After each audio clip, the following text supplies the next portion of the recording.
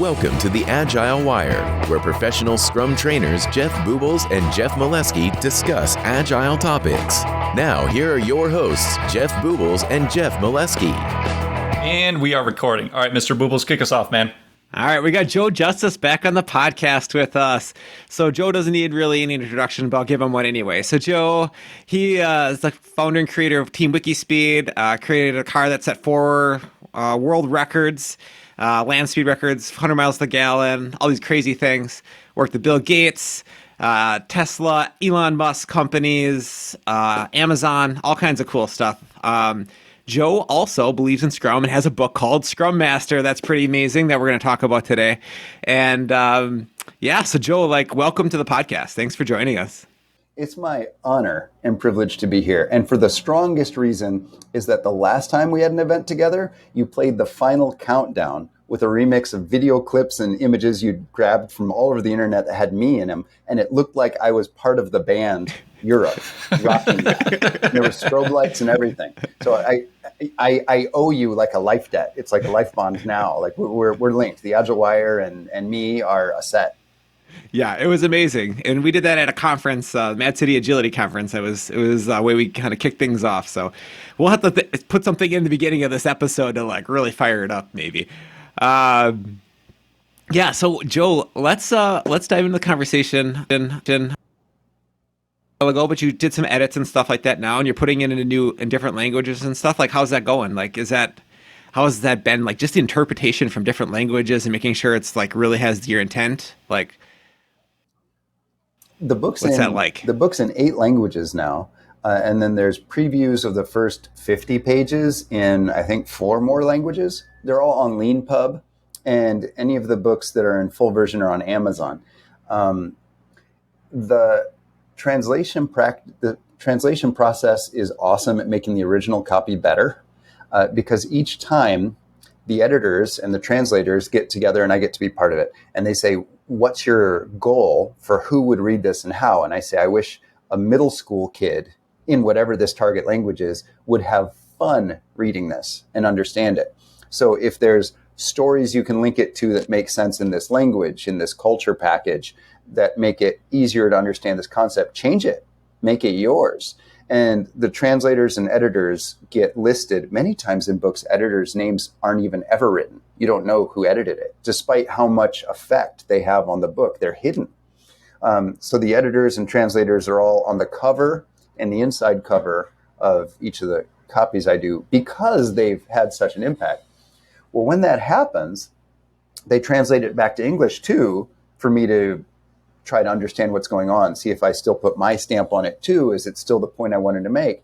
And I learn a lot. So the English book is now in version 22, and a whole new chapter was added based on the translation feedback I got and then the experience I had working for Musk.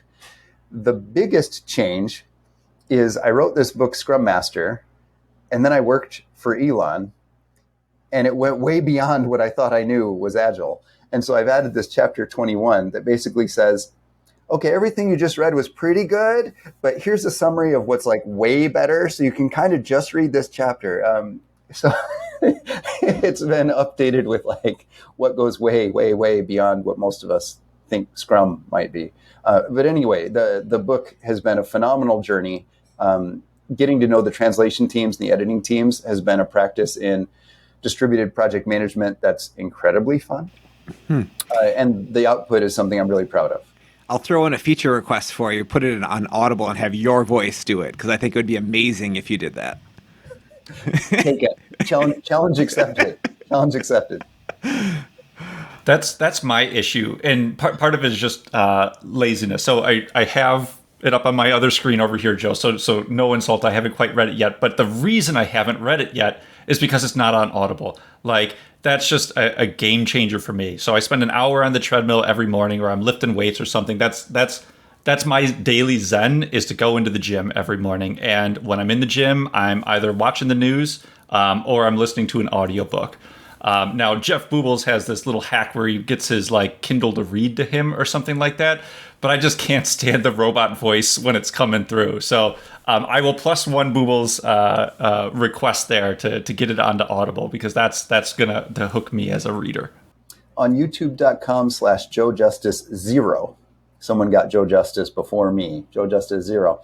I read an earlier version of the whole book into YouTube. So it's me wearing different hats and hanging out and saying, I am Joe Justice and this is my book. I tried to make it a little less dry than that. And I add all this editing feedback because I was recording it for attracting editors. Can I find skillful editors? So can someone please help me word this better? Here's what I'm trying to say. And it ends up being an extra 20% longer than if I just read the text, because I have all these pleas for help for skillful editing. That's on YouTube, and it needs to be re-recorded better microphone, better audio, and make its way into Audible. But a treadmill-friendly version at 3x speed is available through YouTube of an earlier version of the book, and it's not that bad. You got a handle? Have you checked out YouTube's new handles? Like, that's a new thing. Like, and they claimed Joe Justice already, and apparently it's someone whose name is not Joe Justice, but it's their stage name. I think they're a Western guitar player, which is awesome. I mean, go for it. It is a pretty cool name. I support you, right? But they got it before me, so I am Joe Justice 0. That's pretty good. Like I can't remember if I mentioned this last time, but I think it was Max Powers was another teammate that I used to work with. And just like anytime somebody comes in with a superhero name, like, you know they mean business. So epic. Like Jeff and Jeff. Right. I mean, I'm sure you both played Double Dragon, right? I mean, because clearly that's what's going on. Yeah, absolutely. Hey, I want to jump into I don't know, Justice's Law, because I think it's a really cool topic.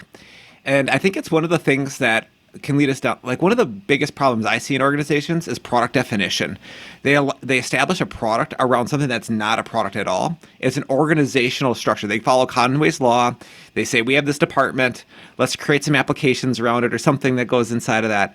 And it's not modular. There's no interfaces to it. There's a bunch of handoffs and delays inside of the organization, and they deliver very, very slow.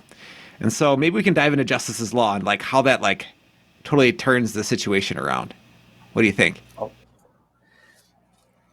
If a company is interested in speeding up and speeding up release to market, like all the way to RTM, then Justice's Law is useful in that.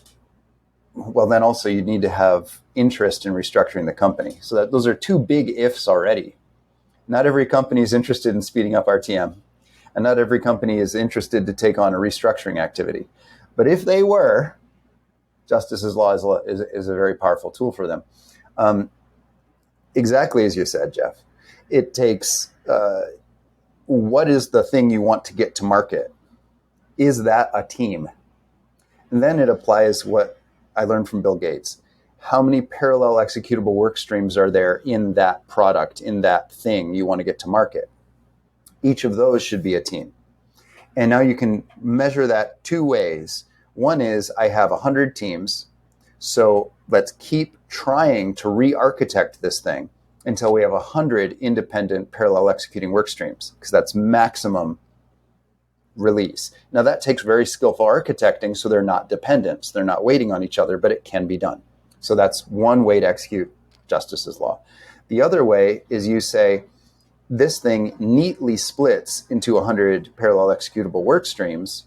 We need to hire, or we need to acquire, or we have 200 teams. Let's allocate half, or let's have 2 teams on each, right? So it depends which is your governing constraint. That's something Musk also does, is what is the most expensive part to change? Everything's subordinate to that. Like, absolutely maximize that. Make that the bottleneck, because it's the most expensive thing to change. So everything else is by definition less expensive to change. So fix everything else. So whether it's your company size, the number of teams we have access to, mobs is really the number of mobs, skillful, productive, self-testing, self-designing mobs. The number of that should equal the number of parallel executing work streams. And they should have no other organization other than the thing you want to get to market. If we have like a quality assurance group, we've created a queue. I mean, it's great to have quality assurance, right? But now everyone's in line for them. So instead, we'd want to automate what our quality assurance check should be, which has given birth to this whole thing called DevOps now. And that takes us into automating all management, which is the hot topic of the week. If you've seen Twitter or Facebook or LinkedIn, I dropped a bomb and a lot of other people got on board with it, which was, why would we have a human make this decision anyway? Give me one good reason we wouldn't want an algorithm or an app to make this decision, and let's be ruthlessly honest about our answer. And that has exploded into the digital self-management movement, because some of you just saw AI Day for Musk, and I'm not in a Musk company anymore. I retired in 2020. The team showing the version 2 and then alpha version 3 of that robot said every key decision about that robot was made by a gradient descent algorithm. There's no like Mr. Robot or Mrs. Robot or leader or manager that's making the decisions of how many actuators it should have, what its movement vocabulary should be. Should it have 6 fingers like a non-human or 5 like a human? None of that. They're all saying, so we collected this data set and we coded a basic gradient descent algorithm, and it told us this is what we need to do. And they said that at least 10 times across that 3.5-hour presentation, and still people don't get it. They're like, who's making the decisions in Tesla? It's an AI. Well, actually, it's a series of a few hundred AIs. It's digital self-management. And what that means is there's just faster decision making. There's no coalition to wait on critical decisions for the robot or any other key system. And I think other companies are going to get more and more excited about that. So for those of us that are a little bit slower in the audience, a gradient decision algorithm, I think is what you called it? A gradient descent. Descent. Can you elaborate just a little bit on, like, not too far into the weeds, but like, I think I know what you mean by that, but just in case. Oh, you're hilarious. You're hilarious, Jeff. But yes, my wish is that an interested middle schooler would have no problem following this. So let's, although some probably are very deep in more vocabulary than any of us are, but I'll try. So mathematically, if we have an Excel spreadsheet or a bunch of lines of text and they represent something, well, let's use the actual example from the Tesla bot so people can actually see this video if they want to. They said, how does this robot need to move? They filmed hours and hours of people doing actual work in Tesla factories, doing meaningful things like racking batteries, like putting parts on cars, like actually things they are paying humans to do because they're not so easy for robots to do now. And they filmed how are they actually moving. Then they have software drop dots on where it thinks joints are. So it tries to label where it thinks joints are, like elbows, wrists, shoulders. And it's not perfect, but it's not bad. It tries to label joints. And then it drops colored dots, truly colored dots on a video file of where those joints are. And then another piece of software says, how different are these joints? How few, like if we say these dots need to be anywhere within 100 millimeters of each other, about 4 inches, how few dots can we have? How few joints could we have and still accomplish this entire movement vocabulary? And they came up with a number, it was like 27. And they came up with a number of total rough movements that those dots need to flow through, and it was just over 120. So there's not some human who says, this is the movement vocabulary the robot needs to do. The software is looking at video, putting dots on it, and the way it does that is something called gradient descent. It says we'll put random dots within 100 millimeters of these dots randomly and see, does that overlap where the joint moves through all these hours and hours of video that we play at ultra high speed. And it creates a cloud. And then the descent algorithm is, let's try eliminating points and see if we're still overlapping as much. And once we have the fewest number the smallest cloud with the maximum overlap, that's where we've descended. We've gradient descended into deciding, making a decision. Well, then we'll do what's called a random reset. We'll try a different point cloud and run it again and see if the overlap percentage is higher. And that's the random reset of a gradient descent. And that's the fundamental basis of almost all modern machine learning or artificial intelligence is basically that, overlapping dots, whether they're numbers or actually dots, but we can visualize them as dots either way. And then doing a random reset. And we call it a descent when we have a more and more dense overlap of those point clouds. And that's how we make decisions in these digitally backbone companies. Justice's law would have us do it the same way. What's the maximum number of parallel executing work streams we can have with the resources? So basically, we're going from expert opinion where we think something's going to happen to simulations with empirical data and just basically, almost knowing with some type of certainty that this is likely to happen, which sounds pretty amazing and fast. So I do want to jump in real quick, and we probably don't need to go down this rabbit hole, but like that seems fundamentally flawed with a data set bias. Like, you are taking films of human beings doing the movement. So inherently, the output is going to look like a human being. So how a machine can only learn with the data set that it's provided. So, okay, what if a tarantula was moving around boxes? Like, what would that look like? What would it look like if a dolphin was like? So I guess, like, inherently, though, that seems a little bit flawed to me, but I don't know if that necessarily pertains to a topic we want to jump into. That's exactly the bottleneck for this type of decision making, which is why humans are for creative problem solving. AI and machines are for execution. So if we need to make a decision that's radically creative, currently that's people's job. If humans are ever doing anything that's not creative problem solving, we've missed an opportunity to automate, and the company is suboptimal. The company is slow and vulnerable to a faster moving, higher automated competition. Now, at some point, we could get AGI, generalized artificial intelligence. That would be interesting. One way to say that may happen at some point is, can these extremely creative decisions be made also by software? We're not there yet. Right now, what the software is really good at doing is taking the creative inputs that humans have determined and then making really useful conclusions extremely quickly, reliably, and repeatably from a data set. So the question becomes, why would we ever ask a human to make that decision? And a good answer is because we want radical creativity. Now, you can have random start points, which creates a certain type of creativity. But what about guided creativity to determine which data sets to feed? That's a good criteria to say humans should be in the loop. Otherwise, if it's something like approving time off or determining if the paint job got better or coaching an employee to improve, that's a job for an AI.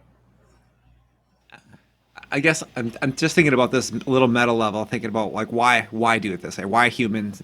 To your point, Jeff. And I would guess that labor has got to be the most expensive thing in all of the bus companies, right? Pretty close. So if you just like you said earlier, if you want to optimize for the most expensive thing, let's get rid of the most expensive thing, that manual labor, and get people at what they're best at, making decisions, being creative, right? Like those types of things. So I think that's pretty cool that we're moving down that path. And I don't think many people would think like, let's just automate everything and create a robot to do it, or everything that's manual and repetitive, Well, there's something truly lovely and kind about the idea of sticking with a human form factor. The Musk companies aspire to truly change what labor means. And one way to measure economy is GDP, and that's output per capita. And by automating that output and decoupling it from per capita, you get a different type of scaling than economies have ever experienced in the history of life. Now, that doesn't mean this plan will be successful, but that is the goal. The goal is to change what an economy means by approaching the fundamental formula of GDP. Okay, if that were successful, and that's already an if, I'm not saying it's destined to be true, but the play is big. It's a big long-term play. If that's successful, the Musk companies have said, that Elon said, they're doing something very kind in maintaining the human form factor so that humans can still do it if they enjoy it, and it still maintains compatibility with humans. Like if it's a dolphin or tarantula, it actually might be more efficient. But then humans can't ever do that work. And then what if paintbrushes or whatever, the tool, starts to be optimized for this new form factor and humans can't be involved? Well, not all of us just want to sit on the beach forever. I mean, it's not that bad a choice, but I mean, some of us want to play a piano. Well, what does a piano mean if it's been optimized for dolphins? That's pretty cool, but then what do the humans do? So there's a fundamental kindness, and this is part of what the Musk companies are trying to do with AI by intentionally trying to make the best, the fastest, the most useful AI trying, and have it be human recognizable. And they've realized at some point, if the AI is extremely successful, it wouldn't be recognizable. It would just be too fast. It'd be like a human trying to talk to a tree, right? The AI being the human being the tree.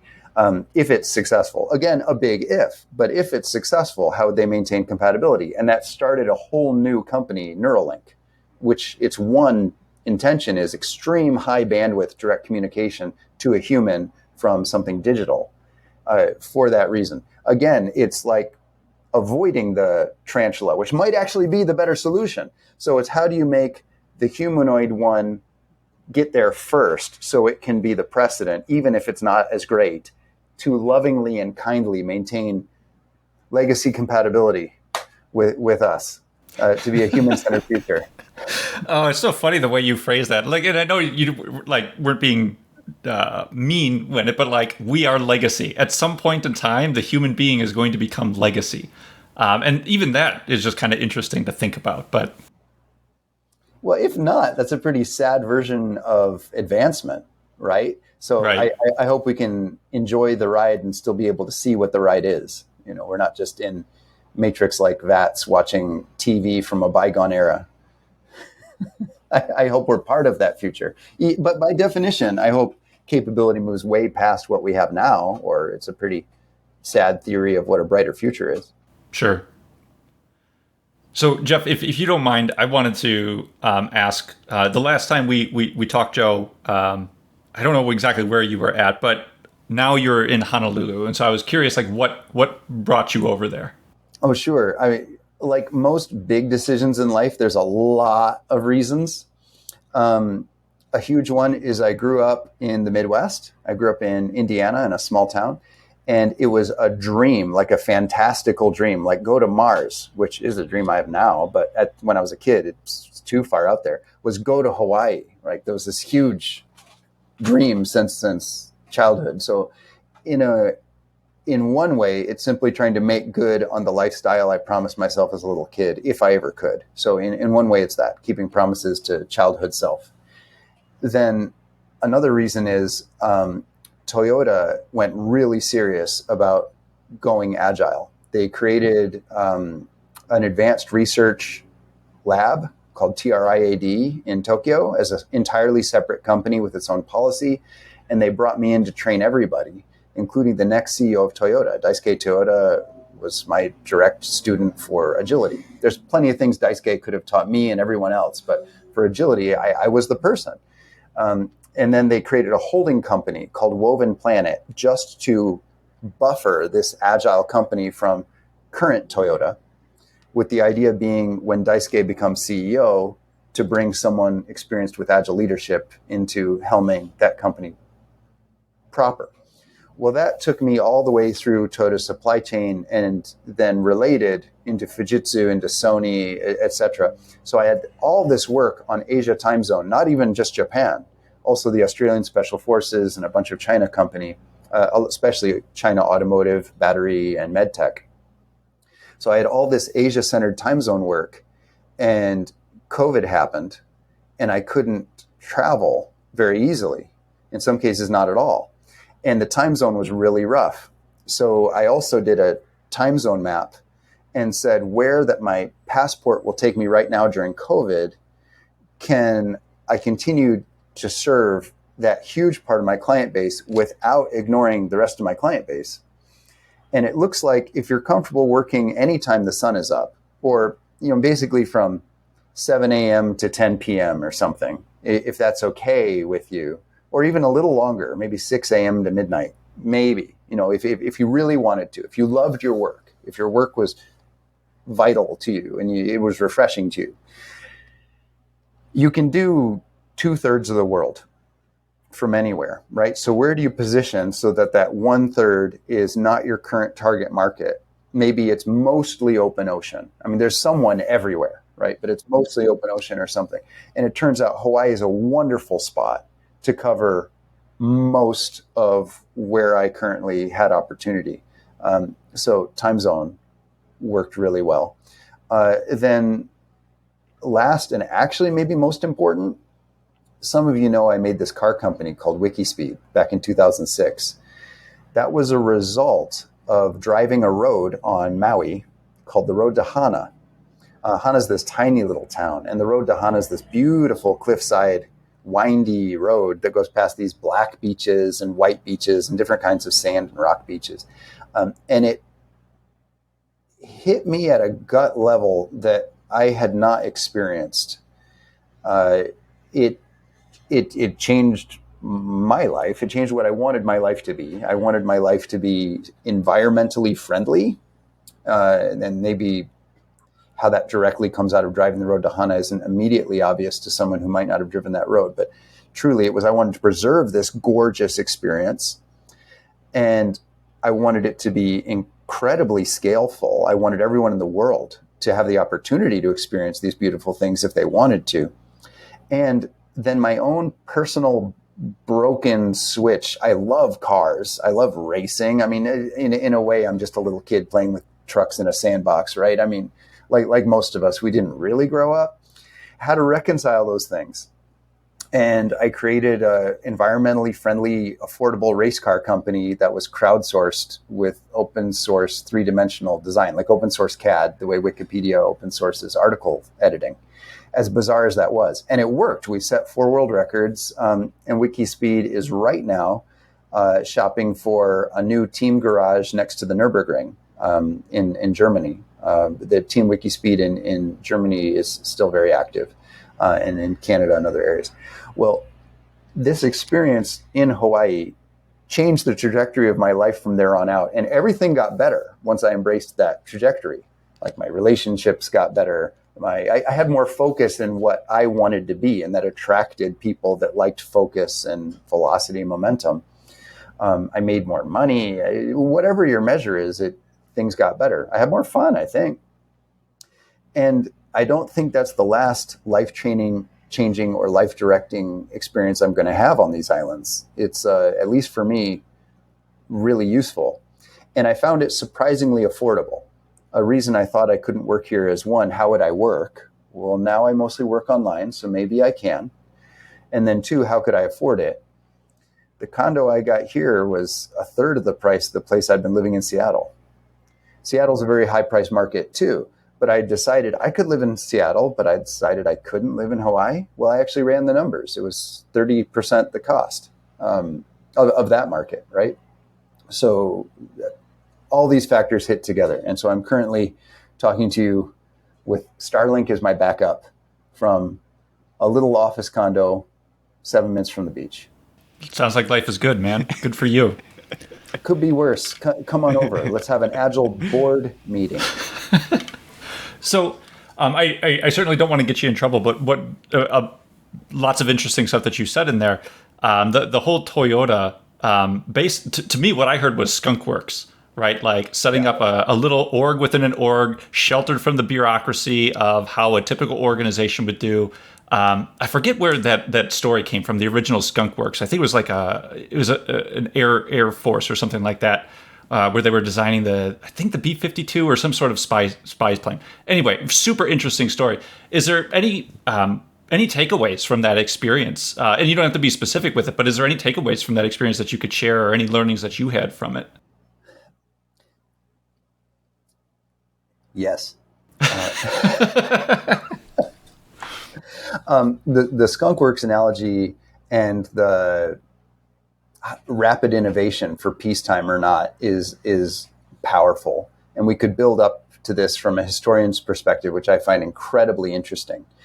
But if you don't mind, I'll jump directly to modern applicability, because I think that fits the Agile Wire audience well. People who are passionate about making the best out of the company they've got, or the company they're going to grow into, or their next company. It looks like to go super fast, having very few clear rules helps. The Musk companies do this with a 4-page onboarding document, and they say this is the entire company policy. Like, this is it. So if you can roughly keep that in your head, there's 15 items. If you can keep these 15 items in your head, you can pretty much do anything you want without asking for permission, because this is your bounds. This is what our policy is. It's not that you can do anything. We have policies. There's 15 of them. Now, that's very lean. Most companies have hundreds of policies. Like, just for procurement, there's more than 100 policies alone, right? Much less hiring somebody. That's another 100 or more. The Musk companies have 15. And it fits in 4 pages, actually like 3.2 pages. And it's called the Anti-Handbook handbook. And that is available online. Someone leaked it, and Tesla has never asked that it be taken down. It's on Scribd, Scribd. And so it's not been officially released by Tesla, but it's never been asked to be taken down. And I think that is a really powerful enabler. Well, that is a recipe for radical speed, or radical empowerment and self-organization, which can help speed a lot. So what do you do if you're in a company that, through age or whatever reason, already has hundreds of policies? And so people work in subgroups where they feel they understand what their limits are, and they hold themselves into a smaller limit than they need to, because it's hard to know what the total rule set is, right? They outsource that to managers, and then that's even complicated for managers. They outsource that to managers of certain skills groups, who would say, well, I at least have confidence in how to make decisions about mechanical engineering or procurement. So you get skills groups just to try to navigate the complexity of the company's policies. Okay, well, how do you create a group of people that I hope are excited and skillful and have access to great automation and excellent information, but they have very few rules, and the rules they do have are good and align them towards what the company actually wants to pay to create? Well, one way is to create a skunkworks. A skunkworks is a company that's not beholden to the policies legally. It is not legally beholden to the policies of the parent company. And it's protected from people trying to impose nannyism or micromanagement from the parent company. And that's part of the story as to why skunkworks was set up originally in the California desert. It's an awful location with tarantulas and rattlesnakes. It's beautiful also. I have a little factory in the California desert right by the original skunkworks for the same reason. It's very austere. It's very beautiful, but people don't randomly stop by there very easily. It's out of the way enough. The weather is brutal enough. I mean, it's right by Death Valley, where if you get there, it's not that easy to leave, and it's hard for management from the previous parent company or the funding company to just stop on by. So you can focus. And if you have this minimum rule set, that's one of the parts of the recipe is going really fast. Now, the other recipe is you start aggressively sunsetting, is the more accepted term, current policies. Now, there's a reason all of those policies were created, and there's a scar behind every one of those policies. So it's really terrifying to remove a policy. But there's not another recipe for self-organization, empowerment, and speed. So most companies don't choose to actually take that on, to start repealing policies, to sunsetting them, to try to get down to 4 pages or less total. So when you're talking about removing the policies, that's at the parent company, not at the skunkworks company, right? The skunkworks one's probably got very few, like you're talking about, like the 15 or so. Like they just start from nothing, I would assume, right? Right. Well, over time, I'm lucky enough to have worked with Lockheed Martin skunkworks. over time, policies grow in almost any company unless they have a leader who aggressively shelters everyone and takes the risk for not adding the new policy, takes that flack. And that's very rare to have a leader that has such a high tolerance for surprising pain, which is truly, that's how Musk sums it up. And that's what Musk is. Musk shelters. We don't have a policy around X. I will take that criticism. And so Musk is very often vilified, which, comes with that territory, that type of leadership. So either you create a skunkworks, and then once it grows and rule set, you create a new skunkworks. And once it grows and rule set, you create a new skunkworks. That works. Or you prevent policy growth, or, have it be a really high bar to add a policy, and you make it a really low bar to remove a policy. And that takes a huge amount of risk and flack and being dragged through the mud publicly. So most companies don't do that.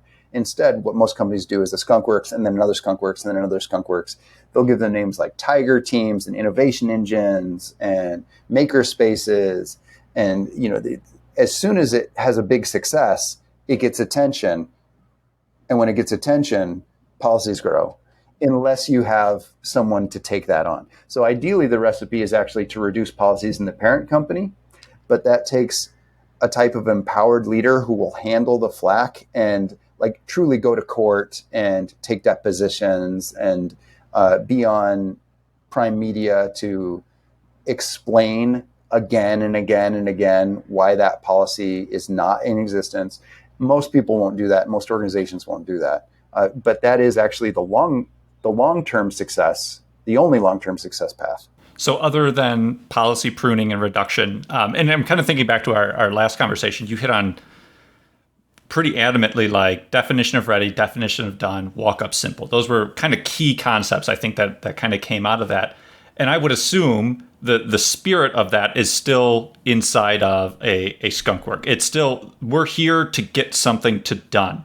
So we need to have clarity on it. We need to shorten the feedback loop and the timing to actually get to that point. And we need to be consistently inspecting and adapting and addressing any of the issues that are coming up and causing us not to be able to achieve these goals.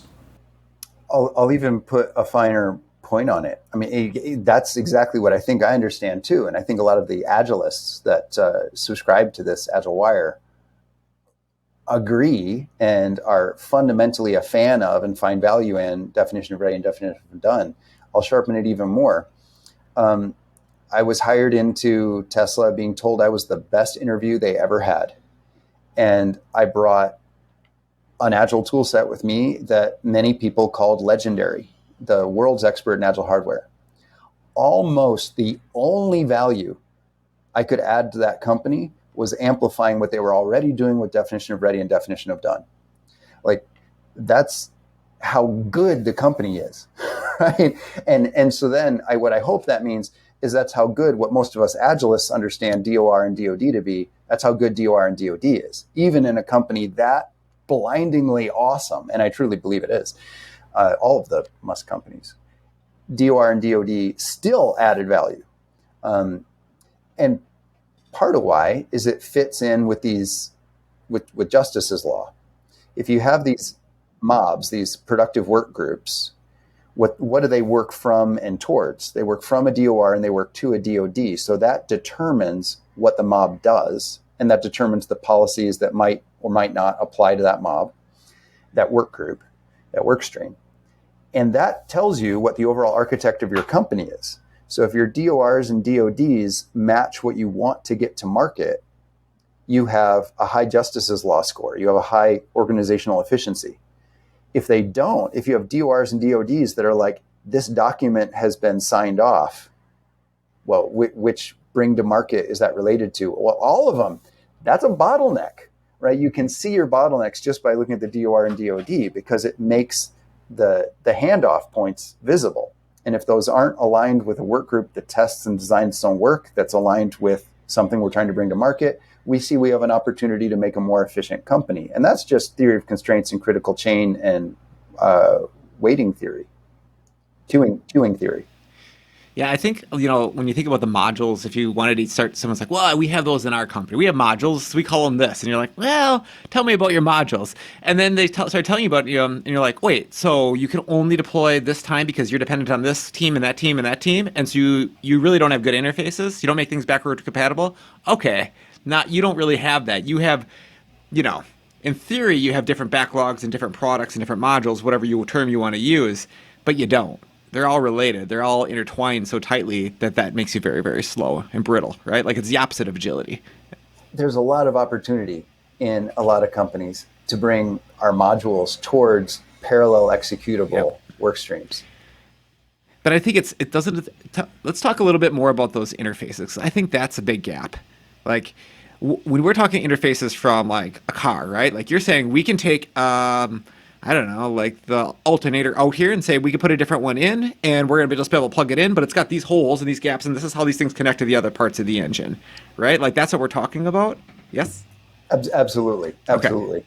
So same connectors, and if we need to change a connector, then we need to still have the old one because we're going to have to deal with that for a period of time. So we might have to have both options for a while. We have to have some level of backward compatibility, right? What I was seeing is to keep that backwards compatibility is a team would change something. Calling it a team is maybe a legacy of how much Agile I was in before. I mean, a group of people. I mean, they didn't quite have the same team rigidity that I was used to, but a group of people, they would deploy a new interface with an adapter on it. And they wouldn't even tell the other teams, like it would just arrive. But the adapter's there and it's been tested to the adapter, so it works. And the other teams would say, there's an adapter. Immediately, that makes other work areas that share that interface know that if they can meet the new interface, we can discard this adapter and it gets cheaper.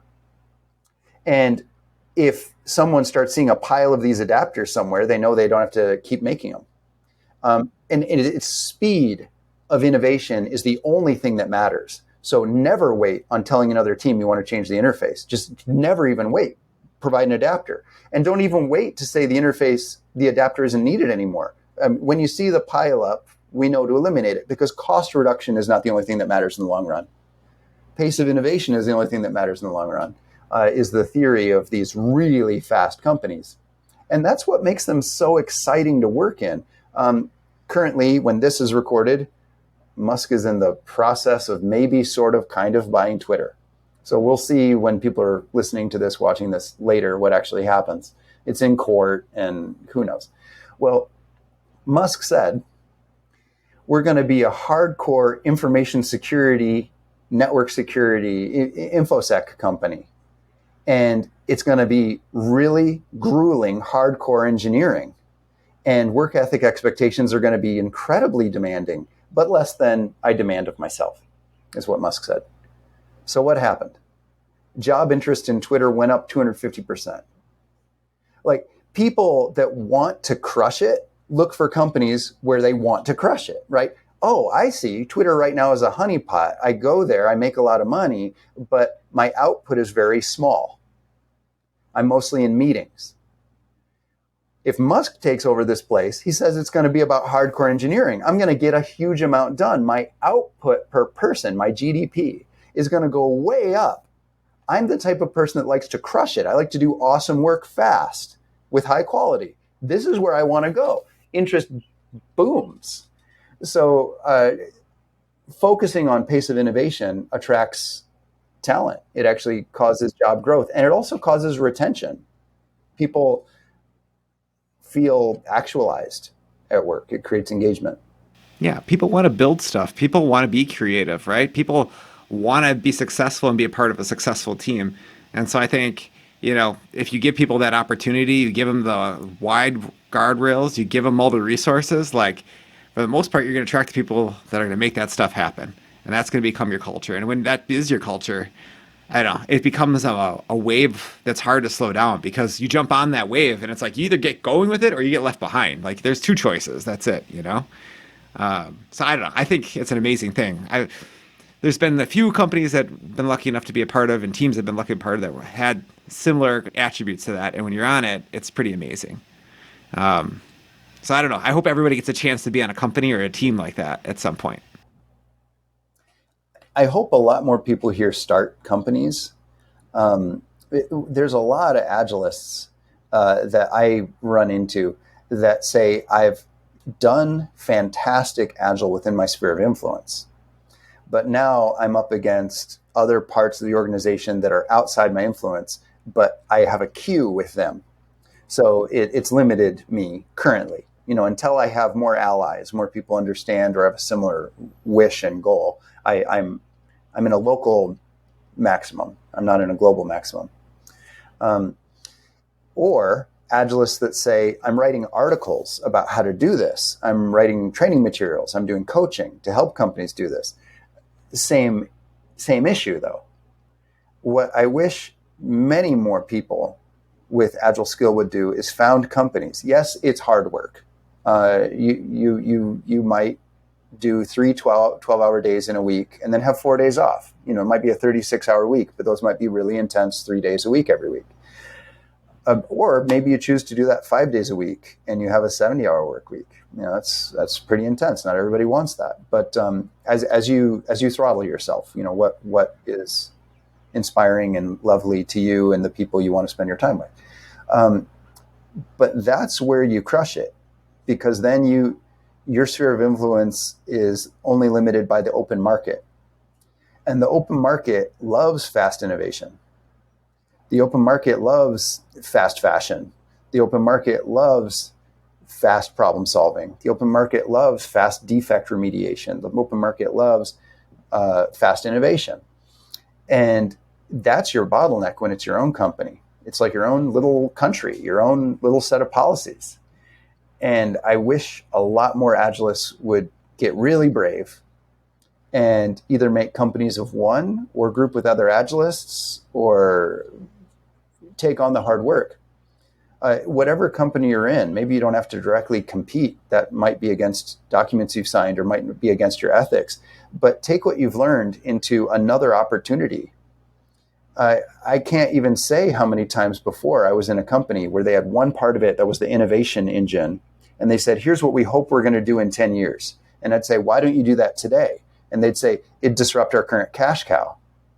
And it's so disgusting, like actually despicable.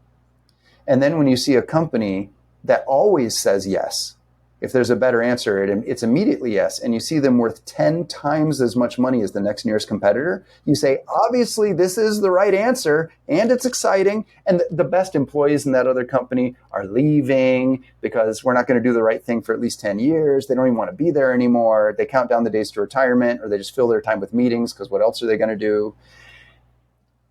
Like, the right answer is there. So take that thing the company says we'll do in 10 years, find the analogy of it that doesn't directly compete with your company and fits with your ethics, and go do it. Just go do it now. And yes, it's hard, but why else are you alive?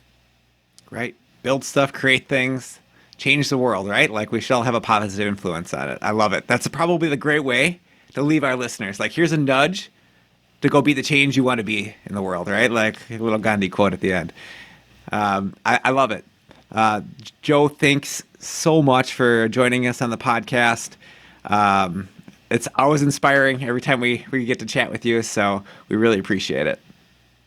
It is my honor and privilege to be part of the Agile Wire. May this not be the last time if I'm lucky. Let's do one live from Hawaii, and let's do one live from over there, but either on snowshoes or in the summer. Love it. Thank you for listening to the Agile Wire. We are consistently inspecting and adapting ourselves. We would appreciate feedback at feedback@theagilewire.com or on iTunes, Spotify, or Google Play Store. See you next time.